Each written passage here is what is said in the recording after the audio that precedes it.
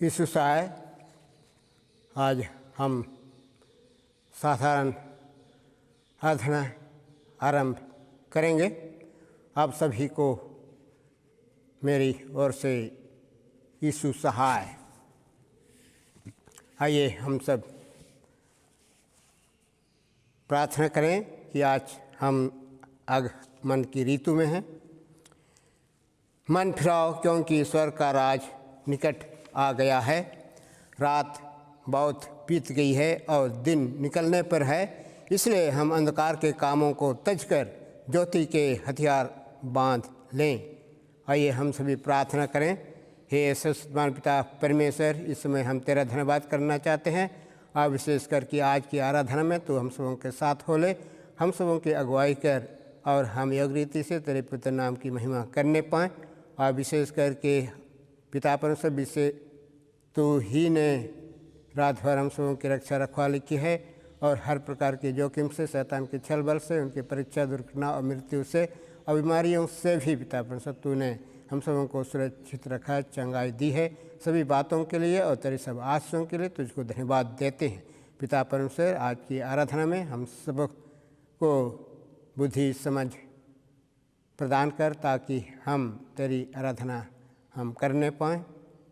तू जो पिता पुत्र आत्मा के साथ एक ईश्वर जुगानुजुग जीता और राज करता है। आमीन। गीत संख्या 29, हिम नंबर 29।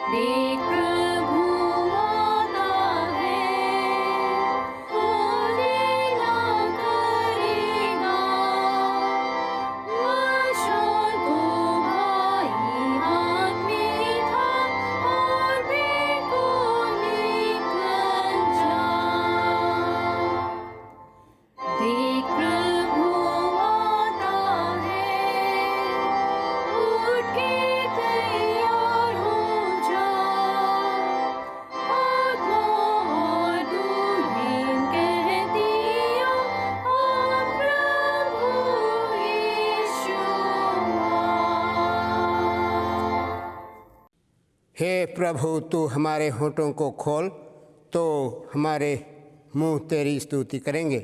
हे प्रभु, हम सवेरे अपनी प्रार्थना तुझसे ही करते हैं। तू हमारी पुकार पर अवश्य ध्यान दे। परमेश्वर पिता हमारे सृष्टिकर्ता की महिमा हो, उसके पुत्र हमारे मुक्तिदाता की महिमा हो, उसके आत्मा हमें पवित्र करने वाले की महिमा हो, जैसे आदि में थी और अब है और सदा जुगानुजुग होती रहेगी। आमीन। हे समर्थी प्रभु परमेश्वर, तू पवित्र पवित्र पवित्र है। स्वर्ग और पृथ्वी तेरे ऐश्वर्य से परिपूर्ण है। परम धाम में तेरी महिमा हो। आइए हम सब सर्वशक्तिमान परमेश्वर पिता के सामने दीनता से अपने अपने पापों को अंगीकार करें। सब मिलकर एक साथ प्रार्थना करें। हे परम पवित्र और परम दयावान परमेश्वर, हम मानते हैं कि हमने मन, वचन और कर्म से तथा भलाई करने में अपनी असफलता के द्वारा तेरे विरोध और एक दूसरे के विरोध पाप किया है। इसलिए हम तुझसे प्रार्थना करते हैं कि तू हम पर दया कर और हमारे पापों को क्षमा कर। आमीन। हम सब प्रभु यीशु ख्रीस्त के जन्म दिवस के पूर्व दूसरा प्रभार आगमन का तीसरा प्रभार में हैं। हम सभी प्रार्थना करें। हे सर्वशक्तिमान परमेश्वर, तूने अपने सेवक यूहन्ना बपतिस्मा दाता को भेजा कि वह तेरे लोगों को तेरे पुत्र के आगमन के लिए तैयार करें। यावर दे कि हमारे अनाज्ञाकारी मनों को प्रेम की आज्ञाकारिता की ओर फेर लाने के लिए सुसमाचार के सेवकों और भंडारियों को प्रेरित कर, जिससे जब हम अंत को उसके न्याय आसन के सामने खड़े हों तब हम उसके लिए गिराया लोकगण ठहरें। उसी के द्वारा जो तेरे पवित्र आत्मा के साथ एक परमेश्वर अब और जीता और राज करता है। आमीन। हम अपने डायसिस के लिए और पास्टर लोकल के लिए प्रार्थना करें। हे सर्वशक्तिमान परमेश्वर, तू स्वर्ग और पृथ्वी की सब वस्तुओं का शासन करता है।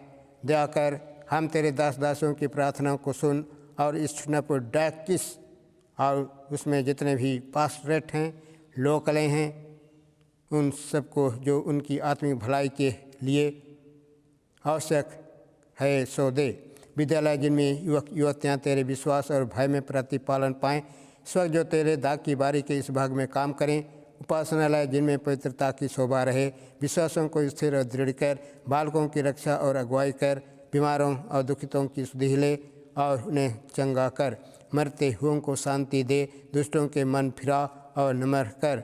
निश्चिंतों को जगा, गिरे हुओं को उठा, पश्चातापियों को संभाल, अविश्वासियों को अपनी ओर खींच।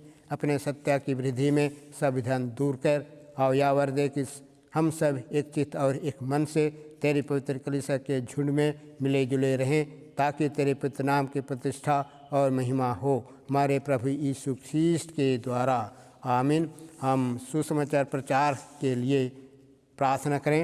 हे परमेश्वर, तूने सब जाति के मनुष्यों को एक ही लहू से सारी पृथ्वी पर वास करने के लिए उत्पन्न किया। अपने धन्य पुत्र को इसलिए भेजा कि जो दूर हैं और जो निकट है दोनों को मेल का प्रचार करे। और यावर दे कि इस भारत देश के सब लोग तुझे टटोल कर पाए। और हे स्वर्गीय पिता, उस प्रतिज्ञा को शीघ्र पूरा कर जो तूने की है कि मैं सारे मनुष्यों पर अपना आत्मा उड़ेलूँगा, हमारे दाता यीशु ख्रीस्त के द्वारा।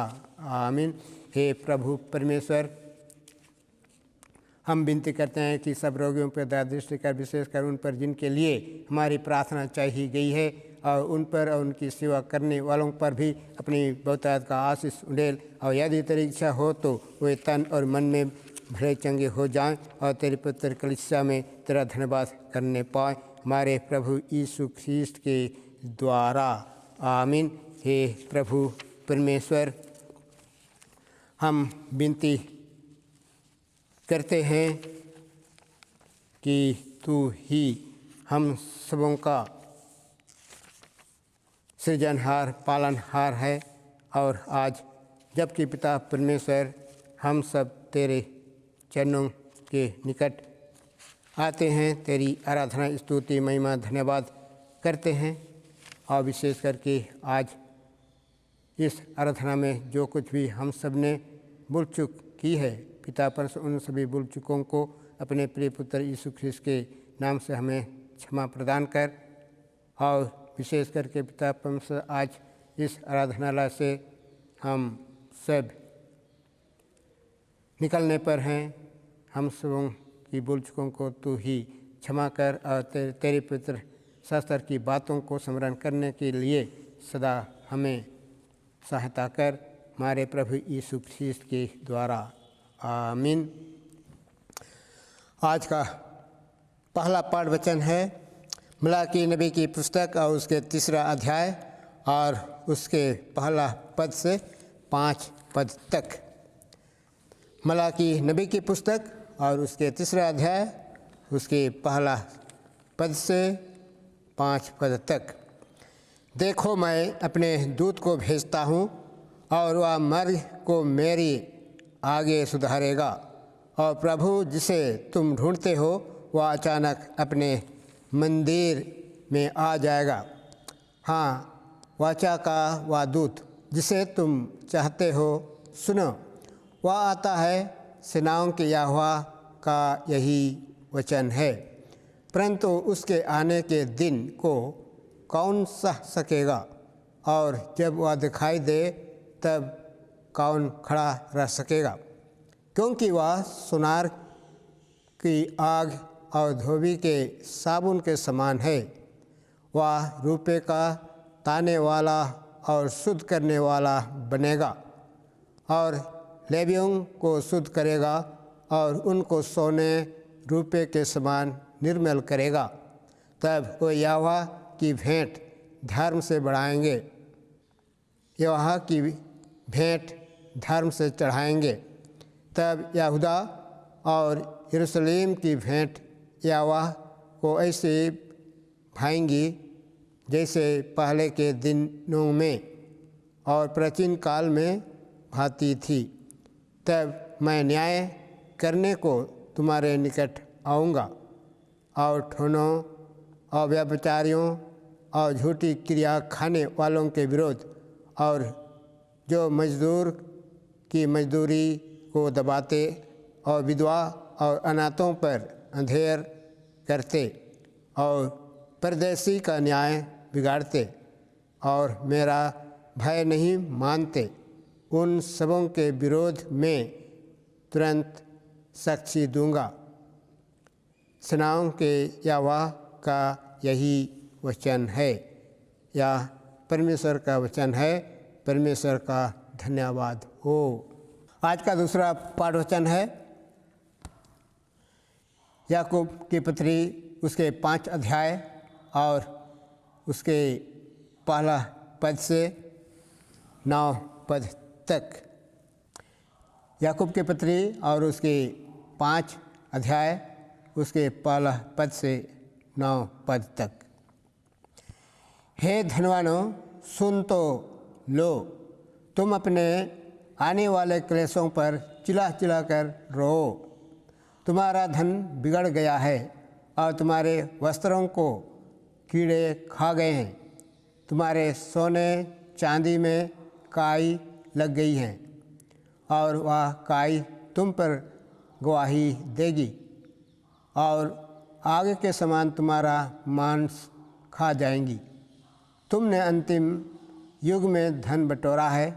देखो, जिन मजदूरों ने तुम्हारे खेत काटे, उनकी वह मजदूरी जो तुमने धोखा देकर रख ली है चिल्ला रही है, और लाने वालों की दुहाई सेनाओं के प्रभु के कानों तक पहुंच गई है।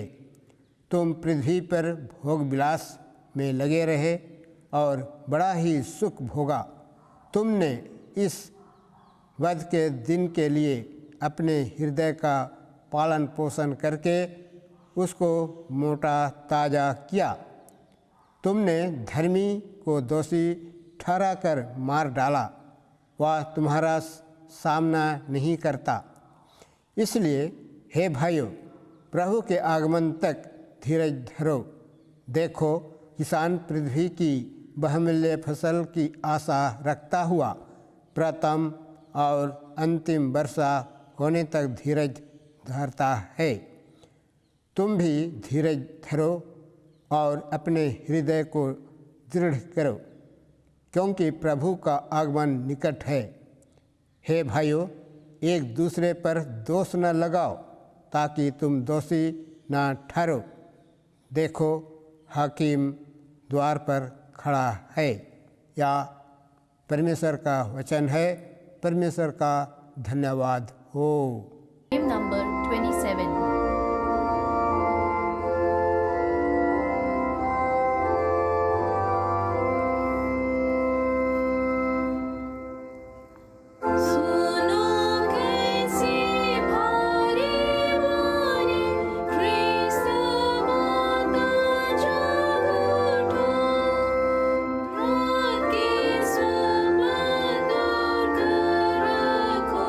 तुम जो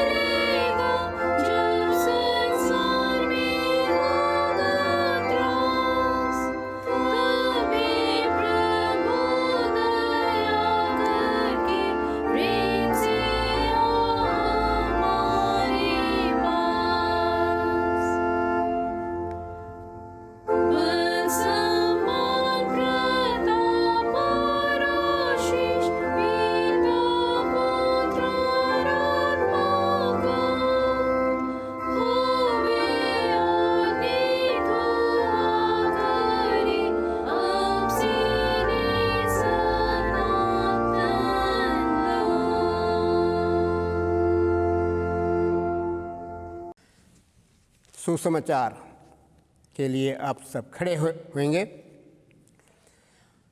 पवित्र मत्ती रचित सुसमाचार और उसके 11 अध्याय और उसके 2 पद से पवित्र सुसमाचार आरंभ होता है। हे प्रभु यीशु, तेरी महिमा होए। पवित्र मत्ती रचित सुसमाचार और उसके 11 अध्याय और उसके 2 पद से। यूहन्ना ने बंदी गृह में मसीह के कामों का समाचार सुना और अपने चेलों को उससे पूछने भेजा, क्या आने वाला तू ही है या हम किसी दूसरे की बाट जो हैं? यीशु ने उत्तर दिया, जो कुछ तुम सुनते हो और देखते हो वह सब जाकर यूहन्ना से कह दो कि अंधे देखते हैं और लंगड़े चलते फिरते हैं, कोढ़ी शुद्ध किए जाते हैं और बहिरे सुनते हैं, मुर्दे जिलाए जाते हैं और कंगालों को सुसमाचार सुनाया जाता है। और धन्य है वह जो मेरे कारण ठोकर ना खाए। जब वे वहाँ से चल दिए तो यीशु यूहन्ना के विषय में लोगों से कहने लगा, तुम जंगल में क्या देखने गए थे? क्या हवा से हिलते हुए सरकंडे को? फिर तुम क्या देखने गए थे? क्या कोपल वस्त्र पहने हुए मनुष्य को? देखो, जो कोमल वस्त्र पहनते हैं वे राजभवनों में रहते हैं। तो फिर क्यों गए थे? क्या किसी वैश्यवक्ता को देखने को? हाँ, मैं तुमसे कहता हूँ कि वैश्यवक्ता से भी बड़े को। या वही है जिसके विषय में लिखा है, देख मैं अपने दूत को तेरे आगे भेजता हूँ, जो तेरे आगे तेरा मार्ग तैयार करेगा। मैं तुमसे सच कहता हूँ कि जो स्त्रियों से जन्मे हैं उनमें से यूहन्ना बपतिस्मा देने वाले से कोई बड़ा नहीं हुआ, पर जो स्वर्ग के राज में छोटे से छोटा है वह उससे बड़ा है। या यीशु ख्रिस्त का सुसमाचार है। हे यीशु ख्रिस्त, तेरी स्तुति होए। आज का विषय है मसीह का आगमन दलितों, दीनों और कुचले हुओं के लिए शुभ संदेश लाता है। हम सब प्रार्थना करें। हे सर्वशक्तिमान पिता परमेश्वर, तेरा पवित्र वचन हम सबों के लिए दीपक और हम सबों के पथ के लिए उजाला सदा बनी रहे। आमीन। प्रभु में प्रियो, आज हम सब आगमन की ऋतु में हैं और बीते 2 सप्ताह से ही हम प्रभु यीशु ख्रिस्त के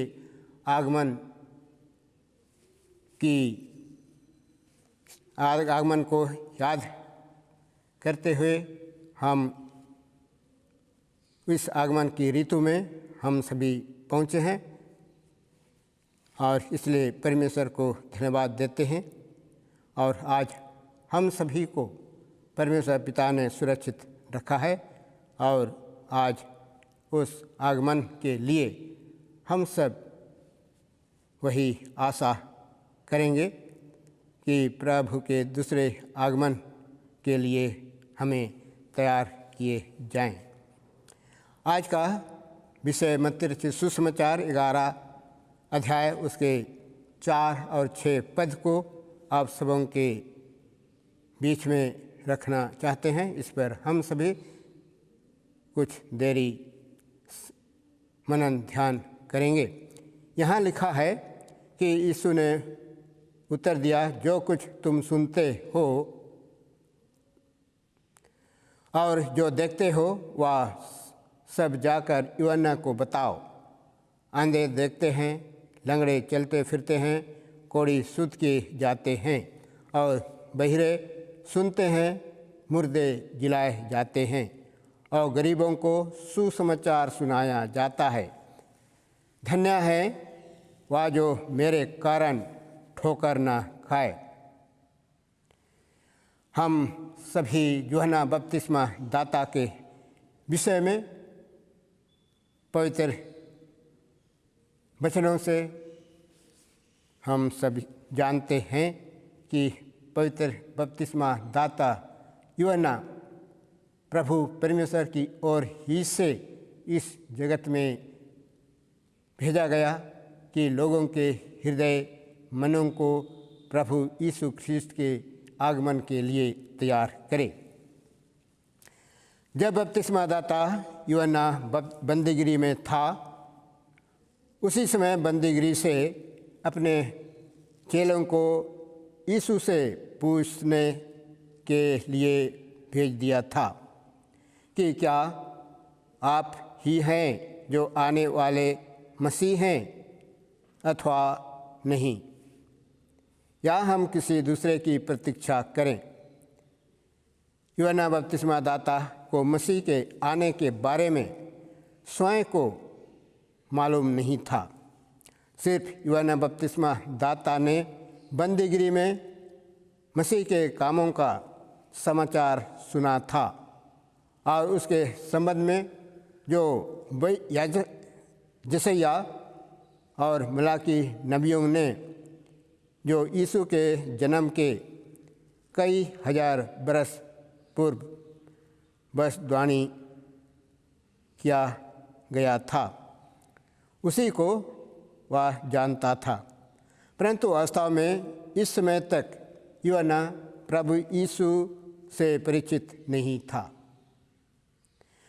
वह सिर्फ भविष्यद्वक्ता के द्वारा जो भविष्यवाणी किया गया था उसी से अपने बारे में तथा यीशु के बारे में जानता था।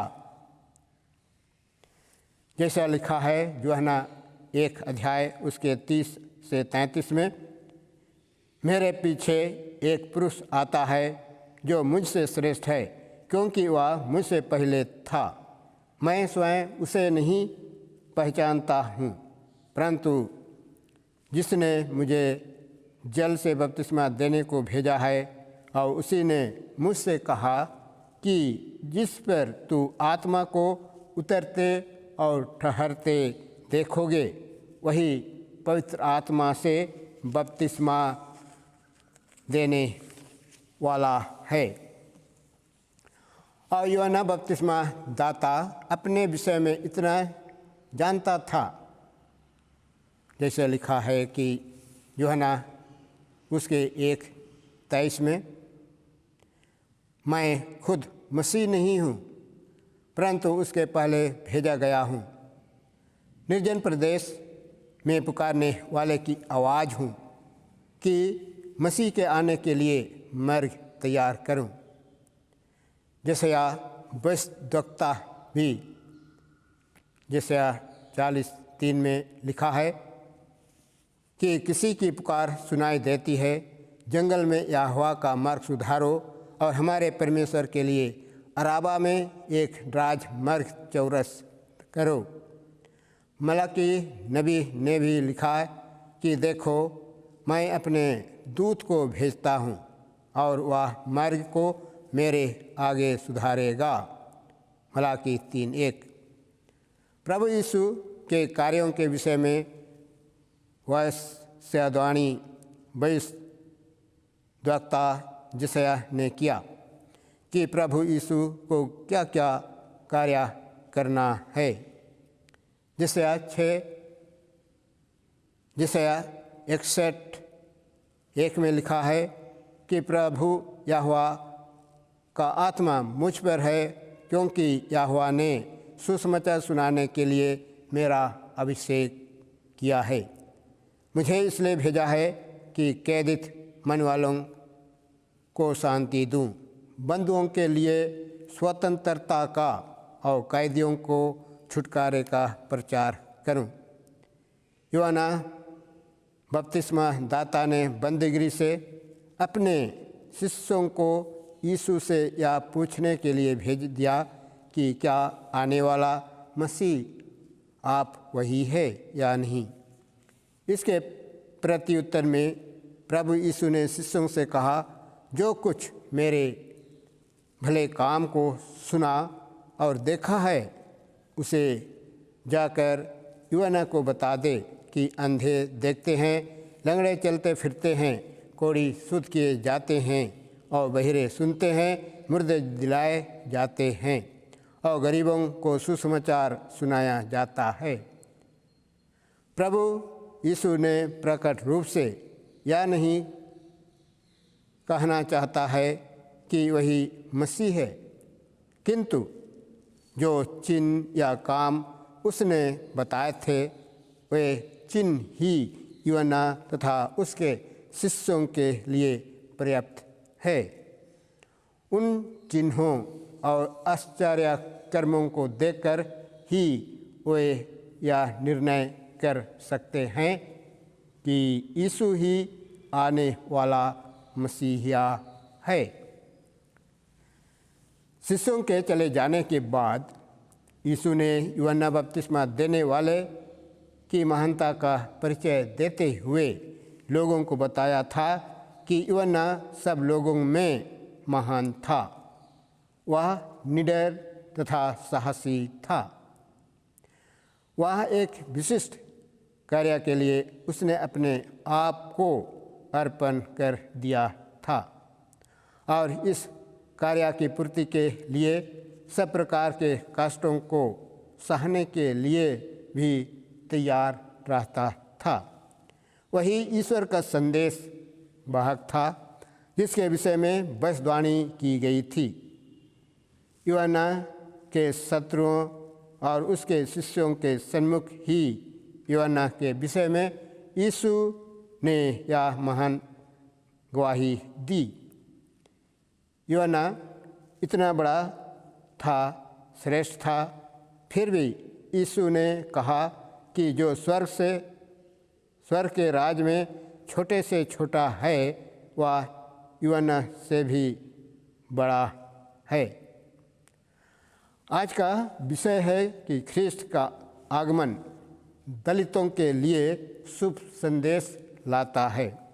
सचमुच में प्रभु यीशु हमारे बीच में ऐसे लोगों की सेवा करने के लिए शुभ संदेश लाता है। जिस प्रकार मत्ती 11:28 में लिखा है, हे सब थके और बोझ से दबे हुए लोगों, मेरे पास आओ और मैं तुम्हें विश्राम दूंगा। हम सभी सोचें और चिंता करें और क्लेश में हैं, उन पर परमेश्वर कैसा अनुग्रह करता है हम विचार कर सकते हैं। प्रभु चाहते थे कि मनुष्य अपनी सारी दुख, विपत्ति, पाप, दोष को लाए, तो क्या हम अपने पाप रूपी बोझ को यीशु के पास लाते हैं? मनुष्य तो अपने बीच रह रहे दीन दुखियों की सेवा भूल से भी वे करना नहीं चाहते।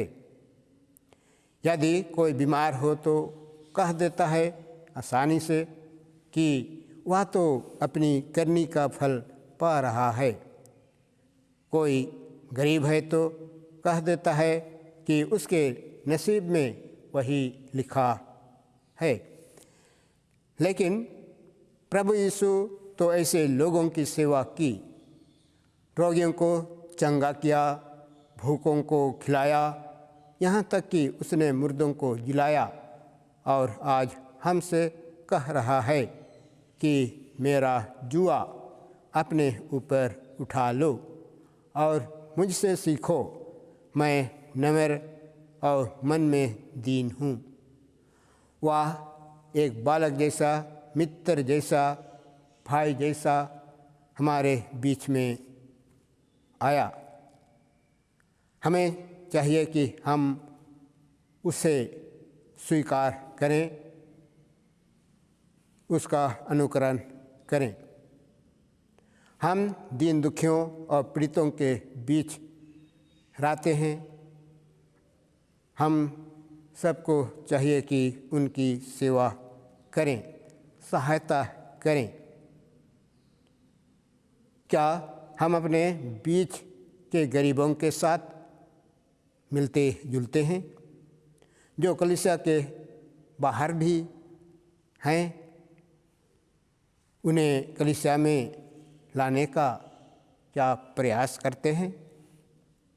वह ऐसे लोगों की संगति प्रभु यीशु ख्रिस्त चाहते थे, जिस प्रकार चुंगी लेने वाले के साथ भी उठता बैठता था। क्या आप भी दीन दुखियों से प्रेम करते हैं? इसलिए प्रभु ने कहा, मैं धर्मियों को नहीं पर पापियों को बचाने आया हूँ। आज आपको और हमको भी बुराई के विरुद्ध संघर्ष करना है। अपने स्वार्थ में संघर्ष को छोड़कर अपने पड़ोसी के प्रति, दीन दुखियों के प्रति, गरीबों के प्रति सेवा भाव रखना है।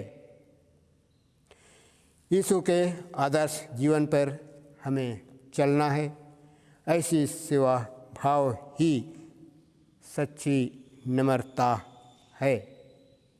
आइए आज से हम उन सभी लोगों की सेवा करें जो दीन हैं, गरीब हैं, दुखित हैं, क्लेशित हैं, बीमार हैं, मरनासन हैं। हम उसके साथ हो लें, उनकी सेवा सुधि लें। प्रभु हम सबों को सहायता करे, आशीष प्रदान करे। आमीन। आइए हम सभी खड़े होकर के प्रेरितों का विश्वास वचन का अंगीकार करें। मैं सर्वशक्तिमान पिता स्वर्ग और पृथ्वी के सृष्टिकर्ता परमेश्वर पर विश्वास करता हूँ। मैं उसके इकलौते पुत्र हमारे प्रभु यीशु ख्रिस्त पर विश्वास करता हूँ। वह पुत्र आत्मा के सामर्थ्य से गर्भ में आया और कुंवारी मरियम से जन्मा। उसने पोंतियुस पिलातुस के शासन में दुख भोगा। वह क्रूस पर चढ़ाया गया, मारा और गाड़ा गया और मृतकों के लोक में उतरा। तीसरे दिन वह जी उठा। वह स्वर्ग पर चढ़ गया और पिता की दैनी और विराजमान है। वह जीतों और मृतकों का न्याय करने को फिर आएगा। मैं पवित्र आत्मा पर, पवित्र कैथोलिक कलीसिया पर, संतों की संगति, पापों की क्षमा, देह के पुनरुत्थान और अनंत जीवन पर विश्वास करता हूँ। आमीन। गीत संख्या 31, हिम नंबर 31।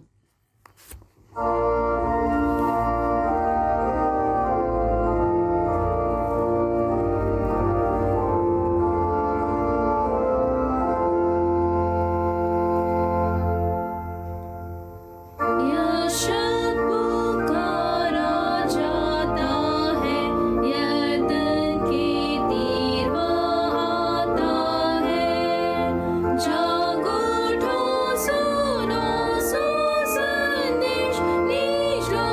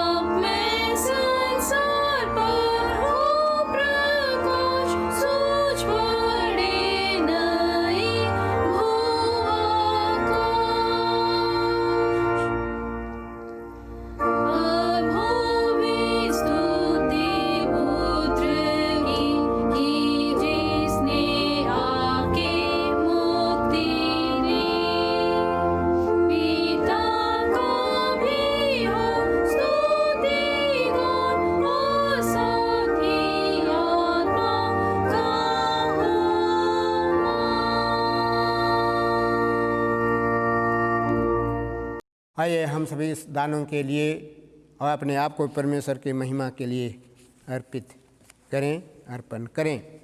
हम प्रार्थना करें। हे प्रभु परमेश्वर, अनादि काल से अनादि काल तक तू धन्य है। हे प्रभु, महिमा, पराक्रम और शोभा, सामर्थ और विभव तेरा ही है, क्योंकि आकाश और पृथ्वी में जो कुछ है वह तेरा ही है।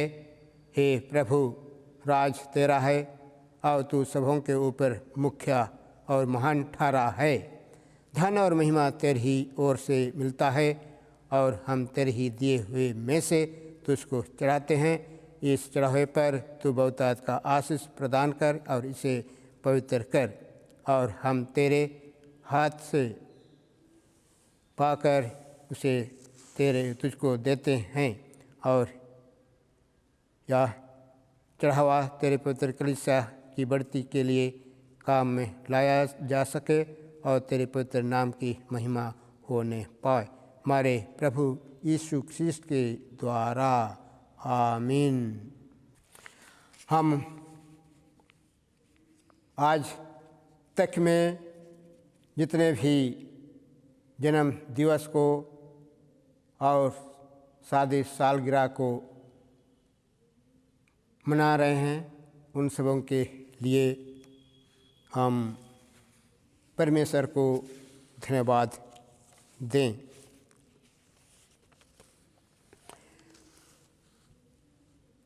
हम प्रार्थना करें। हे सर्वशक्तिमान परम दयालु पिता, तेरी दया सारी सृष्टि पर बनी रहती है। तूने अपनी बड़ी दया से अपने इन प्रियों को और एक साल सुरक्षित रखा है।